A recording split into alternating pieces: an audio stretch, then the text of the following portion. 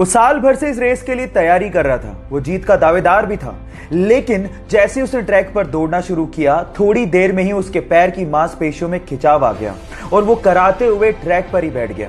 वो रेस हार चुका था, लेकिन उसके बाद भी थोड़ी देर में वो खड़ा हुआ और लंगड़ाते हुए अपनी रेस को पूरा करने की कोशिश करने लगा।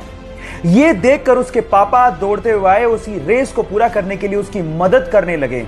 यह देखकर पूरा स्टेडियम उसके लिए तालियां बजाने लगा। गाइस, यहां सीखने लायक बात यह है कि जिंदगी में रेस को जीतने की बजाय रेस को पूरा करना ज्यादा मायने रखता है।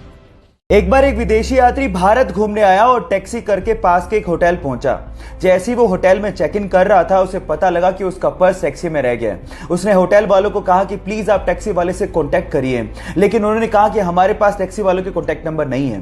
उसने भी बहुत कोशिश करी, लेकिन टैक्सी वाले का कहीं पता ही नहीं लगा। वो पूरी तरह से घबरा गया था, क्योंकि उसका क्रेडिट कार्ड, उसके आइडेंटिटी कार्ड सब पर्स के अंदर थे।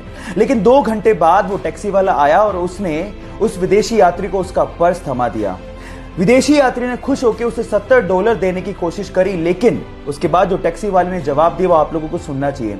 टैक्सी वाले ने कहा कि इस रिवॉर्ड के लिए मैंने आपको आपका पर्स वापस नहीं किया है। मैंने आपको आपका पर्स इसलिए वापस किया है क्योंकि ये आपका है। अतिथि देवो भव की भावना को साकार करने वाले उस टैक्सी वाले को मेरा सलाम। ये बात आज से 20 साल पहले की, जब एक देश पर बहुत ज्यादा अंतरराष्ट्रीय कर्ज था।